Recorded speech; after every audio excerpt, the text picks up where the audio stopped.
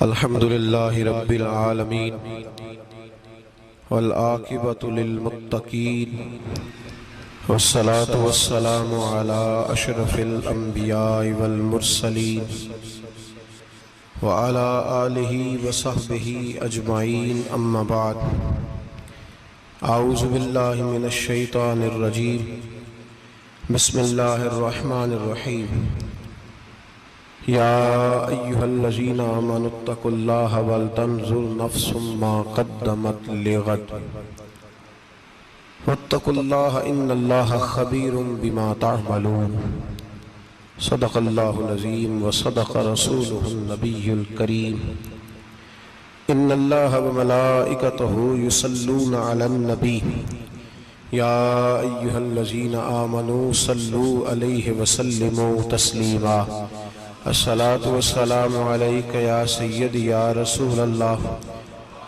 وعلا آلک واصحابک یا حبیب اللہ اللہم صلی علی سیدنا و مولانا محمد معدن الجود والکرم وآلہ وبارک وسلم۔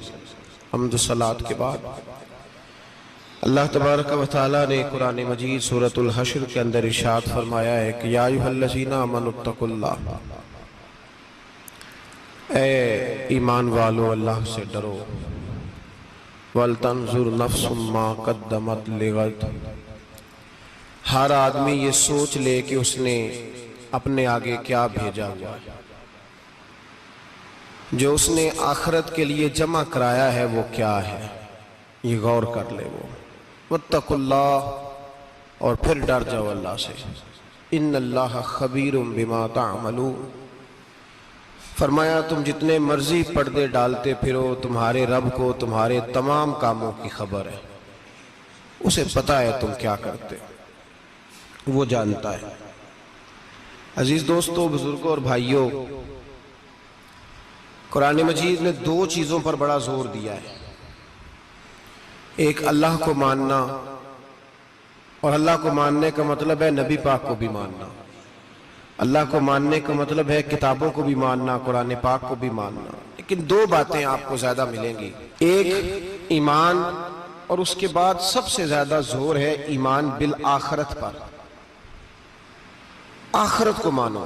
وَمِنَ النَّاسِ مَن يَقُولُ آمَنَّا بِاللَّهِ وَبِالْيَوْمِ الْآخِرِ وَمَا هُمْ بِمُؤْمِنِينَ، اللہ فرماتا ہے کچھ لوگوں کا دعویٰ ہے کہ ہم اللہ اور آخرت پر ایمان رکھتے ہیں، حالانکہ وہ ایمان نہیں رکھتے، دعویٰ کرتے ہیں، نفاق کا مظاہرہ کرتے ہیں، منافقت کرتے ہیں۔ جو اللہ کو ماننے والا ہوتا ہے اس کا رنگ اور ہوتا ہے، جس کو پتہ ہوتا ہے قیامت کے دن اللہ کے حضور کھڑے ہونا ہے، اس کے اعمال یہ نہیں مانتے، کہتے ہیں ہم مانتے ہیں، پر مانتے، دعویٰ ہے کہ ہم مانتے ہیں آخرت کو بھی اور اللہ کو بھی، پر نہیں مانتے۔ قیامت قائم ہونا ضروری ہے، اگر وقوع قیامت نہ ہو تو ظالم کی تو موجیں لگ گئیں، جابر تو موج کرے گا، فاسق اور فاجر تو کہیں گے دنیا میں بھی ہم اپنے اقتدار کے زور پر جیتے رہے، آج بھی ہمیں پوچھنے والا کوئی نہیں۔ عقلاً نقلاً قیامت کا قائم ہونا ضروری ہے، قیامت قائم ہوگی تو مظلوم کو اس کے ظلم پر داد رسی کی جائے گی اور ظالم کو سزا ملے گی۔ ایک آدمی ساری زندگی دنیا کے اندر لوٹ مار کرتا رہا، دھوکہ فریب فراڈ کرتا رہا، اس کی راتیں شراب و کباب میں گزر گئیں، وہ مرے اور بات ختم ہو گئی، ٹھیک ہے موج کر کے چلا گیا۔ ایک آدمی ساری زندگی اس نے اللہ تبارک و تعالیٰ کی رضا کے لیے اپنی نظر کی حفاظت کی، زبان کی حفاظت کی، یہاں تک کہ دل کی بھی حفاظت کی، وہ بھی مرے تو معاملہ ختم ہو گیا۔ اس طرح تو پھر سرکش کا کچھ بنے گا ہی نہیں، نظام زندگی ساری اس کی سوچ ختم ہو کے رہ جائے گی اگر قیامت قائم نہیں ہوتی۔ قیامت کا قائم ہونا حق ہے، اس لیے قرآن مجید نے ایک جگہ پہ نہیں 20 جگہ پہ یہ بیان فرمایا ہے کہ قیامت ضرور قائم ہوگی، قیامت، اور وہ قائم ہو کر اپنے سارے لوازمات سمیت قائم ہوگی۔ میرے نبی پاک صلی اللہ علیہ وسلم نے فرمایا مظلوم کو حق ملے گا، ظالم کو سزا ملے گی۔ جابر اس دن اللہ کی بارگاہ میں رسوا کیے جائیں گے، جن پر جبر کرتے رہے انہیں اللہ کے حضور سے عطا کیا جائے گا۔ قیامت کا وقوع ہونا ضروری ہے، اور قیامت تو جب قائم ہوگی تب ہوگی، دنیا میں بھی ایسا ہوتا ہے۔ ظلم کا انجام ٹھیک نہیں ہوتا، جبر کا انجام، جھوٹ کی زندگی لمبی نہیں ہوتی، دھوکے، فریب، فراڈ، ملمہ سازی، ان چیزوں کی عمریں اللہ نے تھوڑی رکھی ہیں۔ وقتی طور پر ظالم کو، دھوکے باز کو، جابر کو جو مہلت ملتی ہے وہ سمجھتا ہے میری سیاست کام کر رہی ہے، وہ سمجھتا ہے میں بڑا دانا ہوں، بڑا چالاک ہوں، دیکھ لو اتنے ظلم کے، جبر کے، دھوکے کے باوجود بنا ہوا ہوں۔ حالانکہ اللہ کی طرف سے اسے مہلت ملتی ہے، اور بڑا ہی مہربان ہے، مہلت اس طرح دیتا ہے کہ میرے نبی پاک علیہ السلام نے فرمایا جب میرا مسلمان نیکی کرتا ہے تو اللہ فرشتوں سے فرماتا ہے 70 گنا بڑھا کے لکھ لو اس کی نیکی، 70 گنا۔ اور جب گناہ کرتا ہے تو اللہ فرماتا ہے ٹھہر جاؤ ابھی لکھنا نہ، اسے ٹائم دو۔ یا اللہ کتنا؟ فرمایا 24 گھنٹے تو دو، ہو سکتا ہے توبہ کر لے، یہ اس کی مہربانی ہے۔ اب وہ جو اللہ نے مہلت دی ہے نا کہ شاید توبہ کر لے، لوگ سمجھتے ہیں میری چالاکی کی وجہ سے نظام سیٹ چل رہا ہے، میں بڑا تیز ہوں، 2 4 5 باتیں بولتا ہوں سب صحیح ہو جاتا ہے۔ لوگ اس کو اپنی دانائی سمجھ لیتے ہیں، حالانکہ وہ اللہ کی طرف سے۔ فرعون نے کئی 100 سال حکومت کی، اور اس طرح اس نے ظلم کیے کہ لاکھوں اور ہزاروں بچے قتل ہی کرا دیے۔ 12,000 عورتوں کے پیٹ میں حمل تھا اس نے ضائع کرا دیا۔ جب حضرت موسیٰ علیہ السلام اپنی قوم کو لے کے نکلے، رستے میں دریا آ گیا، فرعون پیچھے لگا ہوا تھا، وَإِذْ فَرَقْنَا بِكُمُ الْبَحْرَ فَأَنْجَيْنَاكُمْ، اللہ فرماتے تمہارے لیے میں نے دریا کو پھاڑا اور تمہیں نجات دے دی، وَأَغْرَقْنَا آلَ فِرْعَوْنَ، اور فرعون کو غرق کر دیا، وَأَنْتُمْ تَنْظُرُونَ، تم کھڑے دیکھ رہے تھے۔ اب جب حضرت موسیٰ دریا کے کنارے پہنچے تو فرعون بھی پیچھے آیا۔ فرعون لوگوں سے کہا کرتا تھا کہ میں کہتا ہوں تو دریا چلتا ہے، میں کہتا ہوں تو ہوائیں آتی ہیں، میرے حکم کے پابند ہے سارے۔ جاگ رہے ہیں نا آپ حضرات، غور فرمائیے گا بات پر۔ دعویٰ تھا اس کا کہ میں کہتا ہوں تو نظام زندگی چلتا ہے۔ اب جب دریا کے کنارے پہنچی حضرت موسیٰ علیہ السلام تو اللہ نے حکم دیا کہ آپ عصا ماریں۔ جناب موسیٰ نے عصا مارا، 12 رستے بن گئے۔ اب حضرت موسیٰ کی قوم گزر رہی تھی تو فرعون سے پوچھنے لگے کہ تو کہتا تھا میرے حکم سے چلتا ہے، تو وہ تو حضرت موسیٰ نے ڈنڈا مارا ہے تو رستہ بن گیا ہے۔ باز نہیں آتا انسان باز بنے بڑے ہیں اس کے پاس، بڑی دلیلیں ہیں، جھوٹ سچ بول کے اپنے آپ کو مطمئن کرتا ہے، آخر دم تک تبدیل ہونے کو تیار نہیں ہوتا، دلیلیں گھڑتا رہتا ہے، بناتا رہتا ہے، شور کرتا ہے جان بوجھ کے۔ بھئی تو کہتا تھا میرے چلانے سے چلتا ہے، تو باز ابھی بھی نہیں آیا۔ کہنے لگا میں نے ہی حکم دیا ہے کہ ذرا پھٹ جا، مجھے یہ زندہ چاہیے۔ باز رسی جل گئی، بال کہنے لگا میں نے ہی کہا ہے دریا کو کہ یہ مجھے زندہ چاہیے، میرے بھاگے ہوئے ہیں تو اس لیے پھٹا ہے، تو آؤ میرے ساتھ دریا کراس کریں۔ تو پتا تو ان کو بھی تھا نا جتنا تو رب بنا ہوا ہے، پتا تو تھا، سارے جانتے تھے۔ کہنے لگے تو پہلے کراس کر، اگر تو بچ گیا تو ہم بھی پیچھے آتے ہیں۔ اب چاروں ناچار۔ ایک روایت تو یہ ہے کہ یہ جب خدائی کا دعویٰ کرتا تھا نا، تخت پہ بیٹھا ہوتا تھا، تو ایک دن حضرت جبریل آئے اس کے پاس انسانی شکل میں، تو کہنے لگے میں بڑی دور سے آیا ہوں تو ایک مسئلہ پوچھنا تھا۔ کہا پوچھو۔ کہنے لگے ایک غلام تھا کسی بادشاہ کا، تو بادشاہ نے اسے تھوڑی دیر کے لیے ایک علاقے کی سربراہی دے دی۔ کتنی دیر کے لیے؟ کتنی دیر کے لیے ہمیں سربراہیاں ملتی ہیں؟ کیوں جی؟ تھوڑی دیر کے لیے ملتی ہے نا، تھوڑی دیر کے لیے سربراہی دے دی ایک غلام کو۔ ذرا بات کو سمجھیے، حضرت جبریل پوچھتے ہیں، کہتے ہیں سربراہی مل گئی، اب وہ مالک ہی بن کے بیٹھ گیا ہے، وہ بات ہی نہیں سنتا، اس کو تھوڑی دیر کے لیے بنایا تھا، وہ تو خدائی کا دعویٰ کرنے لگا ہے۔ آپ بتائیں اس کا انجام کیا ہونا چاہیے، یہ مسئلہ پوچھنے آیا ہوں۔ تو فرعون کہنے لگا اس کا انجام یہ ہے کہ اسے پانی میں گوتے دے دے کے مار دے۔ انجام کیا ہے؟ بولیے بولیے، کیا انجام ہے؟ کیا انجام ہے جی؟ پانی میں اللہ اکبر اپنی سزا تجویز کر رہا ہے. اس کی سزا کہ اسے پانی میں گوتے دے دے کے مارو ظالم کو. اسے تھوڑی دیر کے لیے بنایا تھا اور وہ چھائی گیا ہے, قبضہ ہی کر گیا ہے. حضرت جبریل کہنے لگے جی آپ لکھ کے دے دیں گے؟ کہنے لگا لاؤ لکھ دیتے ہیں. لکھوا لیا. جناب جبریل رکا لے کے تشریف لے گئے. اب جب فرعون دریا میں آیا نا تو اللہ نے حکم دیا مل جا. جب دریا ملا چیخنے لگا تو حضرت جبریل آئے, کہنے لگے تیرا ہی فتویٰ ہے, یہ تیری سزا ہی ہے نا. ہم بھی بڑی سزائیں تجویز کرتے ہیں.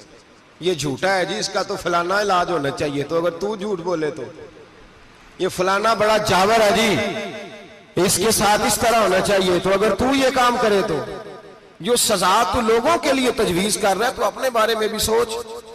اب جب غوطے آئے نا آخری وقت دیکھا وہ فرعون جو کہتا تھا میری مرضی سے دریا چلتا ہے. علامہ ساوی نے تفسیر ساوی میں لکھا ہے تڑپ کے رونے لگا. جب یہ مزاج ہے, ایک دفعہ اوپر آتا ہے آدمی جب دریا میں جاتا ہے, اوپر آیا تو چیخنے او میرے حواریو خدا کا واسطہ مجھے بچاؤ. کہنے لگے تو کہتا تھا میری مرضی سے چلتا ہے. بے بسی ہے, تڑپتا ہے, روتا ہے. وارث شاہ مان کری نہ وارثہ دا, رب بے وارثہ کر کے مار دائی. تڑپ رہا ہے, چلا رہا ہے, کوئی مدد کو نہیں پہنچتا.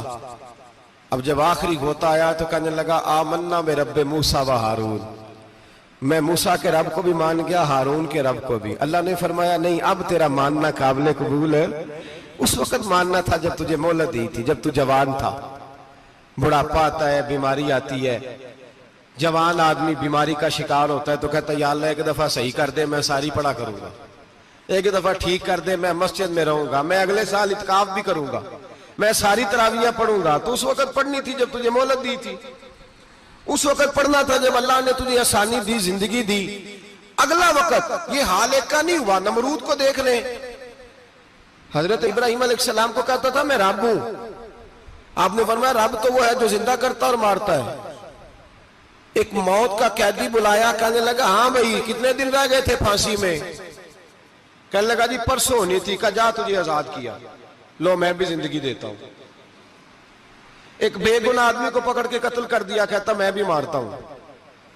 حضرت ابراہیم علیہ السلام کہنے لگے تو بیوقوفوں جیسی دلیلیں دے رہا ہے. چل اس طرح کر, میرا رب سورج مشرق سے نکالتا ہے, تو اگر رب ہے تو مغرب سے نکال کے دکھا. اب دلیل کا جواب کوئی نہیں تھا تو کہنے لگا پکڑو اور آگ میں ڈال دو. اللہ کے نبی کو آگ میں ڈالنے والا. یہاں ایک مچھر بیٹھا ہے, 400 سال حکومت کی اور خدائی کا دعویٰ کیا. یہاں مچھر بیٹھا تھا, چھینک آئی تو مچھر اندر چلا گیا. پہلے دربار کا ادب یہ تھا کہ جو آئے سجدہ کرے. اب اس کے سر پہ کوئی چیز مارتا تھا تو اسے سکون ہوتا تھا. مچھر تھوڑی دیر کے لیے اس کا دماغ چھوڑتا تھا. او بھائی یہ اس دھرتی پہ اللہ نے لوگوں کو نظارے دکھائے اور ہمیں سمجھانے کے لیے دکھائے. ہمیں تفکر کی, غور کی دعوت دی کہ دیکھ لینا, اپنے عمل کو پرکھنا. تمہارے عمل حضرت موسیٰ کے فرما برداروں جیسے ہیں, جناب ابراہیم کے فرما برداروں جیسے ہیں, یا بن کے بیٹھ گئے ہو؟ اب دربار کا ادب یہ ہے, بے بسی کا یہ حال ہے کہ جوتے لٹکتے ہیں دربار میں, جو آتا ہے جوتا کھینچتا ہے. اور ادب یہ ہے کہ 10 جوتے نمرود کے سر پہ مارو. اور 400 سال جوتے لگتے رہے. روتا تھا, جو آدمی آتا تھا منتیں کرتا تھا, کہتا تھا کہیں سے کوئی دوائی مل جائے گی. پاگلوں جیسی زندگی گزاری, پاگلوں جیسی سخت. وہ تو حساب وقوع قیامت تو حساب ہوگا ہی. یہاں لوگ پاگل ہو کے مرتے ہیں, معاذ اللہ, نفسیاتی مریض ہو کے مرتے ہیں. یہاں آخری وقت اتنا سخت آتا ہے کہ دنیا موت کی دعائیں مانگتی ہے. میرے بھائی جب انسان ظلم کرتا ہے تو بھول جاتا ہے کہ شاید مجھے پوچھے گا کوئی نہیں. جب وہ زیادتی کرتا ہے تو بھول جاتا ہے. جب وہ کسی کا حق کھاتا ہے تو وہ کہتا ہے شاید اس کا تو وارث ہی کوئی نہیں جس کو میں لوٹ رہا ہوں. لیکن جب اللہ کی پکڑ آتی ہے, حجاج بن یوسف ظالم تھا, اس نے اچھے کام بھی کیے تھے. قرآن پاک پر زیر زبر آراب حجاج بن یوسف نے لگوایا. محمد بن قاسم کو ہندوستان سندھ کے علاقے فتح کرنے بھی حجاج بن یوسف نے بھیجا تھا. ساری خوبیاں اپنی جگہ پر, ظالم بہت بڑا تھا. کسی آدمی نے اس کے سامنے کونے کی طرف منہ کر کے ساتھ والے سے بات کر لی تو کہنے لگا میرے خلاف کیا, اس کو لے جاؤ, 2 ٹکڑے کر کے واپس لے آؤ. तूती बोलता है ना इक्तदार, जब किसी के हाथ इक्तदार होता है ना, वो चाहे एक घर का ही क्यों ना हो, वो 10 बंदे फैक्ट्री में काम करते हैं और जो उनका मालिक होता है वो कहता मैं मालिक हूं, मुझे मानो। जब तू साहिब इक्तदार होता है ना, जब तू सुसर बन के बैठता है और किसी गरीब घर की बहू आती है 2-4, तो कहता मेरा इक्तदार होना चाहिए। जब मैं खांसने लगूं तो हर आदमी के हाथ में टिश्यू पेपर होना चाहिए। जब मैं बोलने लगूं तो बंधे हुए हाथों से हर आदमी जी जी करता हुआ खड़ा होना चाहिए। जिस आदमी का, और ये काम बहू भी करती है कई दफा, वो भी कहती है कि तुम्हें पता नहीं मैं कितना लंबा चौड़ा जहेज लेके आई हूं। जब मैं सोने के लिए अपने बेडरूम में जाऊं तो खबरदार बूढ़े बाबे को इजाजत नहीं कि वो खांसे। अम्मा को चाहिए कि अगर उसको बड़ी सख्त प्यास भी लगी है तो मेरे सोते सोते बावर्ची खाने में बर्तन ना खटखटाए। जो जहां भी जिस स्टेज पे भी बैठता है वो कहता है कोई नहीं मुझे पूछने वाला, मैं मुतले को लेनान हूं। जवान बूढ़ों का मजाक उड़ाते हैं, समझते हैं शायद कभी बूढ़े नहीं होना, मजाक उड़ाते हैं। तंदुरुस्त लोग बीमारों का मजाक उड़ाते हैं, शायद कभी बीमार नहीं होना। हज्जाज बिन यूसुफ जालिम था, जुल्म करता था, ज्यादती करता था। हजरत सईद बिन जुबैर एक ताबी बुजुर्ग थे, इतने बड़े बुजुर्ग थे कि सारी रात नमाज पढ़ते थे, सारा साल रोजा रखते थे। एक दिन उन्होंने मिंबर पे बैठ के कहा कि हज्जाज जुल्म से बाज आ जाए वरना अल्लाह की लाठी बड़ी बेआवाज है। अल्लाह की लाठी, इसका क्या मतलब होता है? इसका मतलब है जब रब की लाठी चलती है तो उसकी आवाज जी, उसका पहले कोई पैगाम, वो पहले ऐलान नहीं करता कि तगड़े हो जाओ लाठी चलने लगी है। लाठी चलती है पर उसकी आवाज, समझ आ रही है मेरी बात की? जुमातुल विदा के लिए तशरीफ लाने वाले अहबाब खास गौर फरमाइएगा। हज्जाज बिन यूसुफ को पता चला कि हजरत सईद बिन जुबैर ने मेरे खिलाफ बात की, बुला लिया। कहने लगा तूने मेरे खिलाफ बात की है? फरमाने लगे की है। कहने लगा तुझे पता है मैं कत्ल कर दूंगा? आप फरमाने लगे ना तू जिंदगी का मालिक है ना मौत का मालिक है, तू कैसे कत्ल कर? कहने लगा तुझे पता है मेरा? फरमाया मैंने तुझे नहीं, मैंने तो कई शद्दाद, कई हम्माद, कई कारून, कई फिरौन, कई नमरूद देखे, कईयों की दास्तानें सुनी, तू कौन है? तू तो छोटा सा है। एक जुमला है मुल्ला जलालुद्दीन रूमी का, बड़े दरवेश थे, एक बात कह गए। कहने लगे नमरूद जितने पैसे नहीं, फिरौन जितनी हुकूमत नहीं, कारून जितनी दौलत नहीं, वरना फरमाने लगे मेरे जमाने में भी कई लोगों का खुदा बनने को दिल करता है, कई लोगों का दिल करता है, लेकिन नमरूद जितने पैसे, फिरौन जितनी ताकत और कारून जितनी दौलत नहीं, वरना हो सकता है लोग दावा कर जाए माज़अल्लाह सुम्मा माज़अल्लाह। ये आज से कई 100 साल पहले वो कह रहे हैं, आज तो हालात बड़े अबतर है, उसकी निस्बत खतरनाक है। फरमाने लगे हजरत सईद बिन जुबैर तू जिंदगी मौत का मालिक नहीं। कहने लगा पकड़ो, कत्ल करो इसे, ले जाओ। जब पकड़कर खींच कर ले जा रहे थे ना, तो हजरत सईद बिन जुबैर मुस्कुराने लगे। अब जालिम के सामने मुस्कुराए तो उसको बड़ा गुस्सा आया, ये मेरा मजाक उड़ाता है। बुला लिया, इधर आओ, क्यों मुस्कुरा रहे हो, क्या हुआ? तो हजरत सईद बिन जुबैर कहने लगे मैं मुस्कुरा रहा हूं तेरी बेवकूफी पर और अपने अल्लाह की दी हुई ढील पर। मैं मुस्कुरा रहा हूं कि या अल्लाह क्या बात है, क्या तेरा शान है, कैसे लोगों को ढील दी हुई है। मैं मुस्कुरा रहा हूं तेरी बेवकूफी पर कि तू समझता है शायद मुझे पूछने वाला कोई नहीं। कहने लगा इसको बाहर ना ले जाओ, मेरे सामने कत्ल करो। ठीक है जी, कत्ल करने लगे तो हजरत सईद बिन जुबैर ने मुंह काबे की जानिब कर लिया। इन्नी वज्जहतु वजही लिल्लज़ी फतर अस्समावाति वल अर्द हनीफम वमा अना मिनल मुशरिकीन। जब आपने ये आयतें पढ़ी ना कि मैंने मुंह कर लिया है अपने रब की जानिब, करो मुझे कत्ल। कहने लगा नहीं नहीं, इसका मुंह फेरो, काबे की तरफ हो के कत्ल ना हो, है जालिम पर पागल हो गया है। हजरत सईद बिन जुबैर के हौसले ने शिकस्त दे दी, नाकाम हो गया, मखबूतुल हवास हो। कहने लगा इसका मुंह फेर दो। जब काबे से फेरा तो आप फरमाने लगे लिल्लाहिल मशरिकु वल मगरिबु फइन्नमा तवल्ला फसम्मा वजहुल्लाह। अल्लाह फरमाता है तुम मशरिक और मगरिब सारा ही अल्लाह का है, जिधर भी मुंह करोगे उधर अल्लाह ही अल्लाह है, जिधर भी मुंह करोगे उधर अल्लाह ही अल्लाह है, चारों जाना। फेर दे जिधर मुंह फेरना है तूने, फेर दिया मुंह। حضرت سعید بن جبیر کے گلے پہ خنجر رکھا تو آپ نے ہاتھ اٹھائے، کہنے لگے اے اللہ میرے بعد اسے کسی اور پر مسلط نہ کرنا، میرے بعد کسی اور پر مسلط نہ، بس میں آخری ہوں۔ جب آپ ذبح ہوئے تو اتنا خون نکلا کہ لوگ کہتے ہیں جتنا اونٹ کے وجود سے نکلتا ہے، تر ہو گیا سارا اس کا دربار۔ ایک سمجھدار آدمی کو بلا کے کہنے لگا اتنا خون میں نے بڑے بندے قتل کرائے ہیں پر اتنا خون نہیں نکلا۔ تو وہ کہنے لگے لوگ مر جاتے ہیں، مرتے وقت ڈر جاتے ہیں، سہم جاتے ہیں، خون سکڑ جاتا ہے، لگتا ہے یہ شخص جب دنیا سے گیا ہے تو ڈٹ کے گیا ہے، یہ ڈٹ کے گیا ہے دنیا سے۔ حجاج بن یوسف رات کو سویا تو تڑپ کے اٹھا، کیا ہوا؟ گھر والے کہنے لگے کیا ہوا؟ کہنے لگے سعید بن جبیر خواب میں آئے اور کہتے ہیں اٹھ مجھے بتا تو نے مجھے کیوں قتل کیا ہے، بتا کیوں مارا؟ اگلی رات پھر سویا تو وہی خواب، پھر سویا تو وہی خواب۔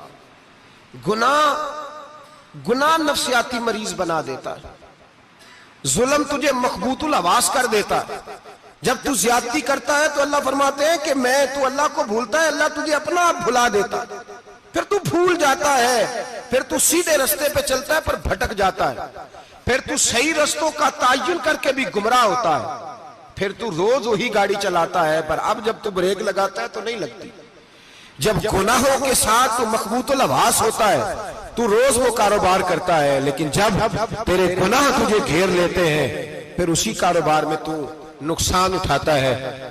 حجاج بن یوسف تڑپتا ہے، روتا ہے، یہاں تک کہ بیمار ہو گیا، پیٹ میں درد ہوتی ہے، پتہ نہیں کیا ہوا، تکلیف ہوتی ہے، پتہ نہیں، سارے حکیم، طبیب، ڈاکٹر، کوئی نہ سمجھ سکا کہ بیماری کیا ہے۔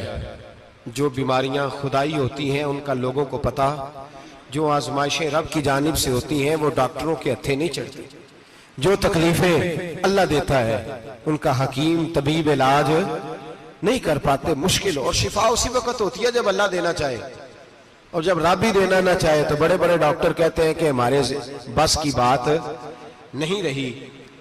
بغداد سے حکیم آئے، پیٹ دیکھا، کہنے لگے نہ تیرے معدے میں کوئی دقت ہے، نہ تیرے جگر میں، نہ کسی اور جگہ، ماجرا کیا ہے؟ ایک آخری علاج ہے، آخری، وہ کیا؟ گوشت کا چھوٹا سا ٹکڑا دھاگے کے ساتھ باندھ کے منہ میں ڈالا اور پھر ایک باریک سا تنکا لے کے اس کو اندر ڈالنے لگے گلے میں۔ وہ گوشت کا ٹکڑا جب حلق کے اندر اتر گیا، اس حکیم نے واپس کھینچا تو کیسے ایسی بدبو آئی جیسی کبھی سونگی نہ تھی، جانور، کیڑے مکوڑے لگے ہوئے باہر نکلے، اور جب دیکھا تو جتنے محل میں لوگ بیٹھے تھے چلاتے ہوئے نکل گئے کہ یہ کیا مصیبتیں ہیں۔ حکیم بھی اٹھ کے دوڑنے لگا، کہا تجھے کیا ہوا؟ کہنے لگے حجاج تیری بیماری زمینی نہیں، تیری مصیبت زمینی نہیں۔ کہا میری مرض تک تم کیوں نہیں پہنچ پا رہے؟ تو کہنے لگے لگتا ہے تو بد دعا کا مریض ہے، لگتا ہے تو ظلم کا مریض ہے، تو جبر کا مریض ہے۔ تڑپتا رہا، سسکتا رہا۔ ایک وقت وہ بھی آیا کہ گھر والوں نے کمرے میں بند کر کے تالا لگا دیا، دیوار سے ٹکرے مارتا۔ او بھائی، جو گناہوں کے بیمار ہوتے ہیں انہیں شفا نہیں ہوتی، جو ظلم، جبر، بربریت کے بیمار ہوتے ہیں انہیں سکون قلبی میسر نہیں آتا۔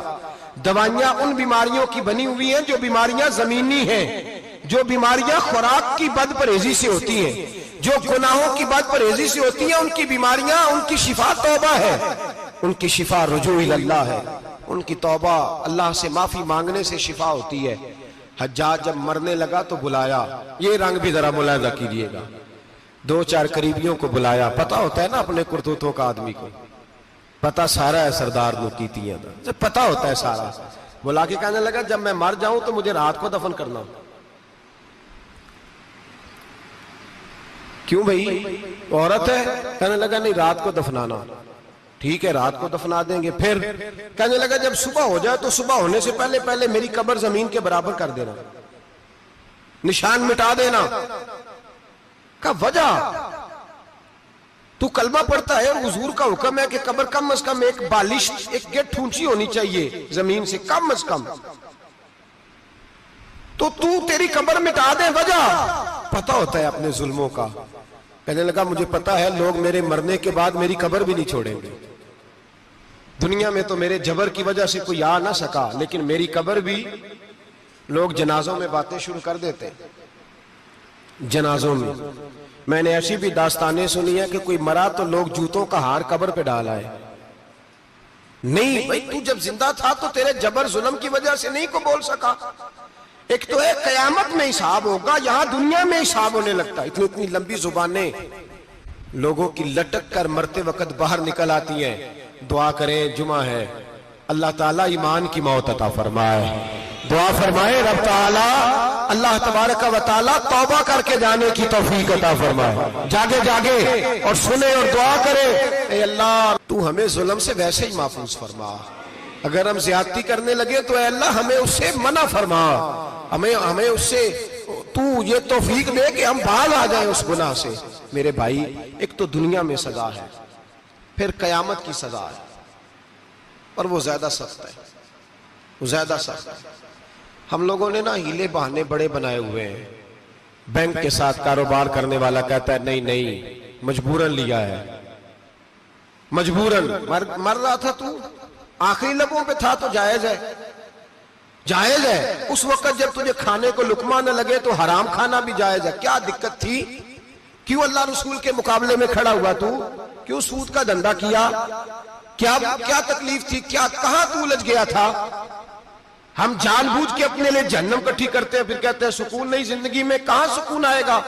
کیسے آئے گا؟ ہم نے خود آگ لگائی ہے چمن میں اپنے. جو قیامت کی سزا ہے، میرے نبی پاک علیہ السلام نے فرمایا رب تمہیں سامنے کھڑا کرے گا. اور کس طرح کھڑا کرے گا؟ فرمایا لوگوں کے وجود سے کپڑے اتر جائیں گے، زمین اس طرح دہکے گی جس طرح تانبا زمین پہ رکھا جائے اور آگ جلائی جائے. تانبا دیکھا آپ لوگوں نے؟ یہ بھی گرمی گزری ہے نا، تو فرش پر جب سورج پڑتا تھا تو ننگے پاؤں چلا نہیں جاتا تھا. صحیح کہہ رہا ہوں؟ ننگے پاؤں، بچے کا پیر زمین پہ لگتا ہے تو چیخ اٹھتے ہیں، کہتے ہیں اوہ جل گیا پیر. حالانکہ یہ فرش دنیا کے. اور اگر تانبے کے اندر خاصیت ہے کہ اگر کوئی دھات جلدی اور زیادہ گرم ہوتی ہے تو وہ تانبا ہے. میرے نبی نے مثال دی تو اس کی دی جو سخت تھا.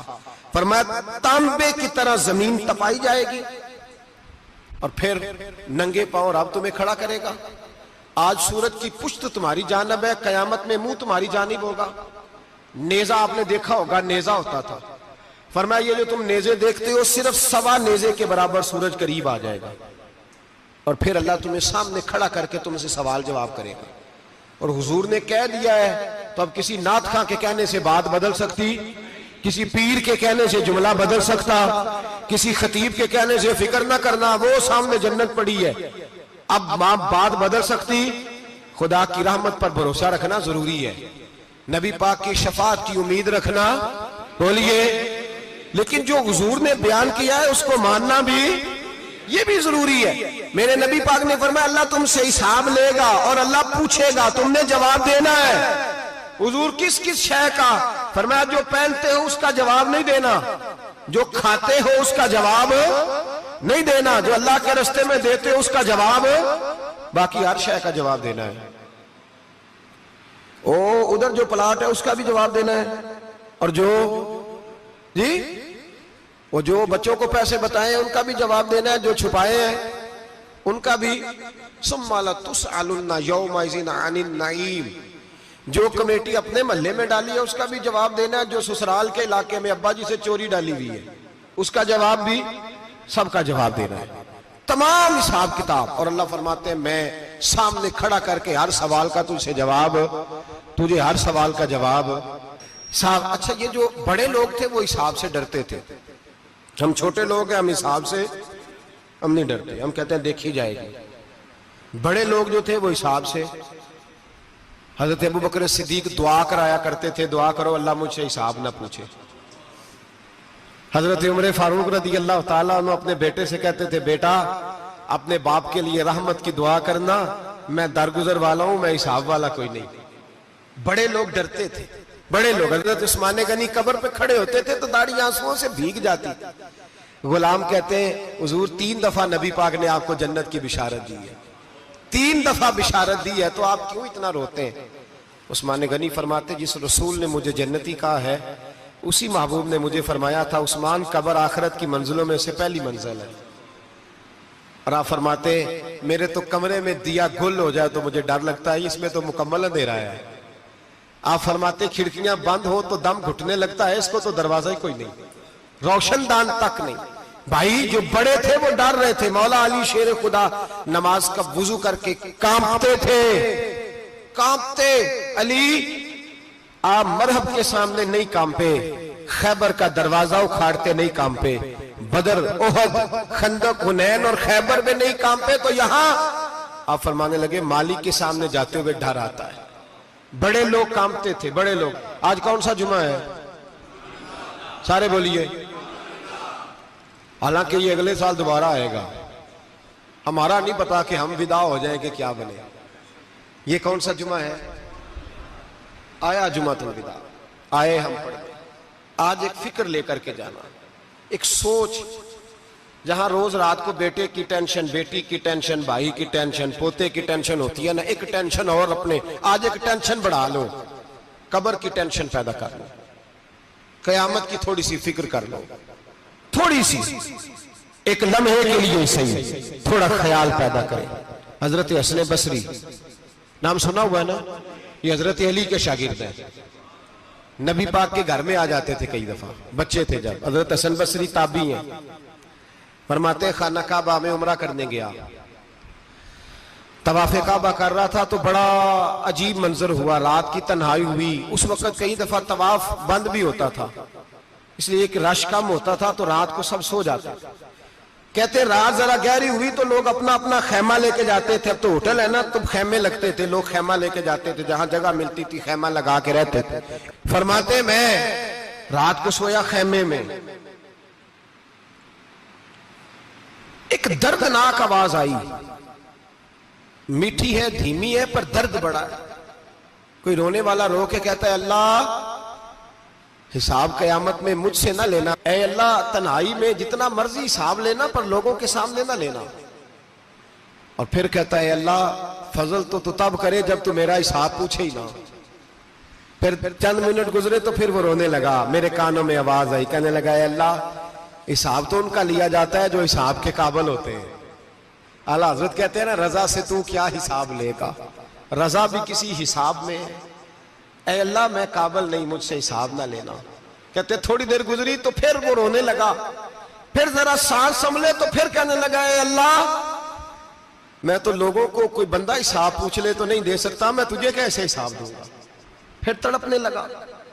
کہتے تھوڑی دیر گزری تو پھر ایک لفظ انہوں نے کہے رونے والے نے، کہنے لگے اللہ دیکھ تیرے محبوب کا فرمان ہے جو معافی مانگے تو اسے معاف کر دیا کرتا ہے. اے اللہ میں معافی مانگنے آیا ہوں اور مسجد نہیں آیا، میں کعبۃ اللہ ہی آ گیا ہوں. کہتے ہیں وہ اتنا روئے کہ چیخ آئی ان کی. اور جب دھڑام سے کوئی زمین پہ گرا تو میں پریشان ہوا کہ اب تو بے ہوش ہو گیا. فرماتے ہیں میں زور سے اٹھا فٹافٹ اور اس شخص کی طرف بڑھا. میرے دل میں خیال ہے کوئی گناہگار ہے بیچارہ، تو چلو میں بھی دعا کرتا ہوں. اس کو کہتا ہوں بیٹے فکر نہ کر، اللہ تیری مدد کرے گا. فرماتے میں گیا اس نیت کے ساتھ کہ میں کہوں گا چلو اٹھو تم بھی دعا کرو، میں بھی کرتا ہوں، اللہ ہم سے حساب نہ پوچھے.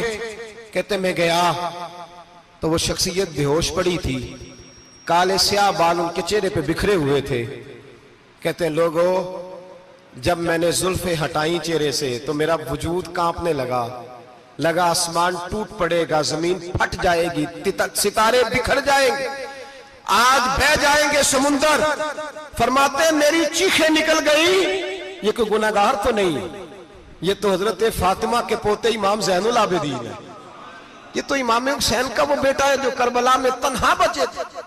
فرماتے میں امام کا چہرہ دیکھا تو بھاگ کے آیا اور میں نے اپنی داڑھی ان کے پیروں کے ساتھ مس کی اور میں نے کہا حضور اٹھئے.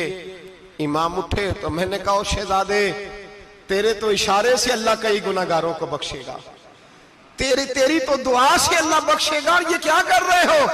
تو امام زین العابدین کہنے لگے حسن بصری ادھر آ یار، ادھر آؤ بزرگو، میرے دادا کے پاس رہنے والے ہو.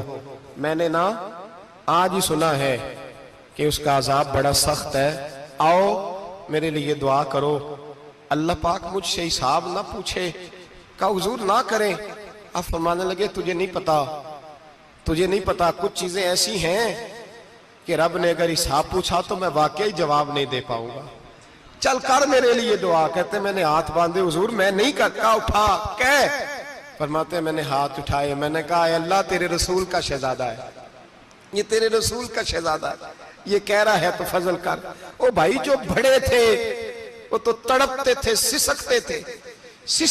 ابو علی ہیتی کہتے خانہ کعبہ میں پتھر پہ سر رگڑ رگڑ کے کوئی بوڑھا کہہ رہا تھا اے اللہ اول تو حساب نہ لینا، اور اگر لینا تو مجھے اندھا کر کے اٹھانا، میں تیرے نیک بندوں کے سامنے شرمندہ نہیں۔ اقبال رو پڑے، اقبال کچھ لوگوں نے لکھا ہے یہ آخری ربائی ہے ڈاکٹر اقبال کی، آخری، اس کے بعد شاید اس نے کلام نے کچھ سیرت نگاروں کا خیال ہے۔ اقبال مدینے کی طرف منہ کر کے کہنے لگے تو غنی از ہر دو عالم من فقیر، اللہ تو غنی ہے میں تو فقیر ہوں، روز محشر عذر ہائے من پذیر، اے اللہ اول تو میرا کوئی عذر قبول کر لینا محشر کے دن، اور اگر نہ کرنا ہوا اگر تمہیں بینم حسابم نہ گزیر، اگر ضرور ہی میرا حساب لینا ہے، اے اللہ اگر تو نے ضرور لینا ہے، اے اللہ اگر ضرور ہی لینا حساب، اول تو میرا عذر مان لینا، میری کمزوری پہ رحم کرنا، اے اللہ میرے بڑھاپے پر میری کمزوری پر رحم کرنا، اگر ضرور حساب لینا ہے از نگاہ مصطفیٰ پنہا بغیر، تو اے اللہ ذرا حضور کی نگاہوں سے اوجھل کر کے لینا، اے اللہ مجھے شرم آئے گی۔ میرے مصطفیٰ کریم فرمائیں گے میں تو تجھے ہر بات سمجھا کے آیا، ایک جگہ تیری رہنمائی کر کے آیا، تو کیسے عمل ذرا اوجھل کر کے از نگاہ مصطفیٰ پنہا بغیر، ذرا حضور کی آنکھوں سے اوجھل کر کے سائیڈ پہ کر کے لینا، میں برداشت نہیں کر پاؤں گا۔ حضرت ابو علی ہیتی کہتے ہیں بابے نے سر رکھا ہوا ہے اور کہتے ہیں اللہ مجھے اندھا کر کے اٹھانا۔ فرماتے میں گیا، میں نے کہا چلو میں دعا کرتا ہوں جا کے۔ فرماتے جب میں نے جا کے بزرگوں کی کمر پہ ہاتھ رکھا، ان کا چہرہ دیکھا تو یہ کوئی گناہگار تو نہیں، یہ تو بغداد کے پیر عبد القادر جیلانی ہے، یہ تو محبوب سبحانی غوث سمدانی ہے، یہ تو وہ شخص ہے جو قدم لگائے تو اللہ ولایت عطا کرتا ہے۔ جو بڑے تھے وہ ڈر رہے تھے، معین الملت والدین، عطائے رسول، ہند الولی، غریب نواز حضرت خواجہ معین الدین اجمیری رحمت اللہ علیہ، خواجہ قطب الدین بختیار کاکی کو تنہائی میں بلا کے کہنے لگے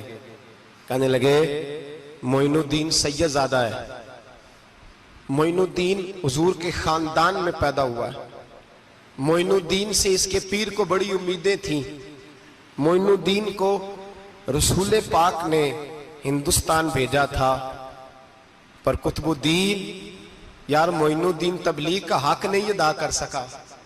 حضرت خواجہ قطب الدین کہنے لگے حضور 90 لاکھ تو مسلمان کر دیے، اور کیا حق تھا؟ فرمایا نہیں، جب تو تہجد کی نماز پڑھے نا بیٹا اپنے لیے دعا مانگنا تو خدا سے کہنا مولا میرے پیر کی کوتاہیاں معاف کر، وہ جس اعزاز کا تھا وہ کام نہیں کر سکتا، جو بڑے تھے ان کی تو باتیں بڑی تھی، یہ جو ہم چھوٹے آئے ہیں نا نئے، ٹکٹیں دیتے پھرتے ہیں، ٹکٹیں، بے نمازی جاہل ان پڑھ پیر ٹکٹیں بانٹتا ہے لوگوں کو، تو بھی بخشا ہے تو بھی بخشا ہے۔ وہ 90 لاکھ لوگوں کو رائے حق پر لگا کے بھی کہتے تھے نہیں، حق تو یہ ہے کہ حق ادا نہ ہوا، حق تو یہ ہے کہ حق، کوئی شے پلے نہیں، ڈٹا ہوا کھڑا ہے مسلمان، ڈٹا ہوا۔ یہ حساب سنے، کسی نے حضرت ابو ہریرہ سے کہا کہ کوئی ایسی حدیث سناؤ جو آپ کو بھی بڑی محبوب ہو۔ حضرت ابو ہریرہ نے چیخ ماری، رونے لگے اور بے ہوش ہو گئے، پھر ہلایا، پانی پلایا، اٹھے، کہا حضور بات کی تھی حدیث سنائے، پھر رونے لگے۔ ہمیں تو نہیں نہ رونا آتا، ہمیں تو تب آتا ہے جب بیٹا بات نہ مانے، ہمیں تو تب آتا ہے جب کاروبار میں نقصان ہو جائے، ہمیں تو تب رونا آتا ہے جب ہمارا کوئی دوست ہمارے بارے میں غلط بات کر دے، بے عزتی دنیا کی ہو جائے۔ حضرت ابو ہریرہ 3 دفعہ ہوش آیا، 3 دفعہ روئے اور کہنے لگے عزیزو یہ وہ والی حدیث ہے کہ میں سوچتا بھی ہوں تو میں تڑپ اٹھتا ہوں۔ کہا کون سی حدیث؟ تو حضرت ابو ہریرہ کہنے لگے میں نے نبی پاک سے سنا ہے قیامت میں سب سے پہلے علماء کا حساب ہوگا، سب سے پہلے علماء کا۔ رب کریم فرمائے گا تمہاری دین کے نام پر بڑی موجیں تھیں، تمہارے بڑے پوسٹر چھپتے تھے، لائنیں بنا کے لوگ تمہارے ہاتھ چومتے تھے، لوگ تمہاری گڑی کو بھی چومنا اپنے لیے سعادت سمجھتے تھے۔ بتاؤ میرے رسول کے نام پر کھانے والوں کیا کر کے آئے ہو؟ عمل بتاؤ، عمل۔ موج بڑی کی نا تم نے، بتاؤ عمل۔ علماء عالم عرض کرے گا اے اللہ میں جگہ جگہ تیرے رسول کے دین کی بات کرتا تھا، میں قرآن کے درس دیتا تھا، میں راتیں بیدار رہ کے تیاریاں کرتا تھا، میں جو بن سکا کیا۔